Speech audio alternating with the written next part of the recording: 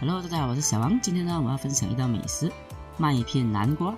在前几天呢，我的妈妈煮给我这道菜的时候呢，我就打算做成一份影片分享给大家。好，废话不多说，这个是我们今天要准备的食材。我们今天准备了一颗南瓜啊，这个南瓜呢，我们买的时候我们买不要太大粒的哈。接着呢，还有25克的黄油，接着呢，还有这个炸粉啊，还有一颗鸡蛋，一条小辣椒，还有3朵的这个咖喱叶，这个很重要啊。接着呢，还有这个麦片啊，这个麦片呢，因为之前我有煮了几道菜都是用这个麦片啊，很多人都问我什么牌子，这我不是打广告啦，通常都是用这种牌子的。接下来呢，我们来准备我们的这个咖喱叶啊，咱们先把它扒在碗里啊，如果你是老手的话呢，就没有这个必要啊。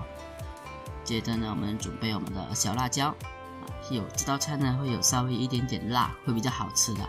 如果你要煮给小孩吃呢，我是建议你不用放辣椒啦，因为有没有辣椒都可以的，也是一样好吃的。接着呢，来准备我们今天的麦片哦，因为有很多外国的朋友他们是买不到这个麦片的，所以在片头开始呢，我直接把这个包装给放出来啊，我也不是打广告，我只是纯粹分享这次用的麦片是这个牌子的 Nestum。接着呢，我们准备大约1汤匙的糖，不需要多，大约这样子1汤匙就够的啦。接着呢，我们还准备了一点盐，盐我们也大约放一点点就 OK 的啦，你跟着这个视频放就 OK 的啦。接下来还有胡椒粉，胡椒粉呢就意思一点点就好了。接下来呢，我们要把它搅拌均匀哈，这样待会我们炒的时候呢会比较容易炒。搅拌好之后呢，我们先放在一旁备用。好，来到我们的南瓜哈，我们今天的主角，我们先把这个头给切掉啊。这个南瓜呢，我们在买的时候我们怎么选？我们选尽量小颗一点，因为小颗呢，我是觉得比较好吃啦，大颗的南瓜没有那么好吃。今天呢，我们只用到一半而已，一半呢，我们把它收冰箱。这个南瓜的籽呢，我们就不要的啦，我们先把它给挖出来就可以的啦。接着呢，就一直对半切啊，切好之后呢，我们把这个南瓜的皮给切掉，直接这样子横着切就可以的啦。不过你在切的时候呢，你一定要小心你的手指啊。接下来我们把它切成块就可以的啦，你可以切成长条，也可以切成4方块。切好之后，我们先放在一旁备用。接下来到我们今天的这个炸粉啊。我是使用这个牌子的啦，如果你是国外的朋友呢，你就自己去找里面这种煎炸粉都可以的，都一样的。如果你是马来西亚的人呢，我相信你对这个牌子不陌生哈。再另外强调，我不是打广告啊。接着呢，我们打1颗鸡蛋啊，我们只要蛋白而已啊，这样因为放蛋白的呢，炸出来的东西呢会比较酥脆。如果你不会在乎那种酥脆感呢，你也是可以放蛋黄的，反而炸起来会更香。那如果你要那种脆脆的感觉呢，你就放蛋白而已。接着呢，我们大概加适量的清水进来哈。在搅这个面糊呢是有个技巧的，我们大约加个3-5汤匙的面粉进来，我们的水要一点一点的加。我们要怎样知道它的浓稠度够呢？就是当你搅的时候哈，你一开始搅的时候你会感觉很轻松，到最后你搅的时候你会感觉到那个面糊比较吃力，比较浓厚，它的声音你会听起来很明显，跟你一开始是不一样的，这样子就是 OK 的啦。大约像那种那个叫什么啊，酸奶的那种浓稠度，比酸奶还浓稠一点点，这样子就 OK 的啦。接下来呢，我们热锅备油啊，我们要炸我们的南瓜。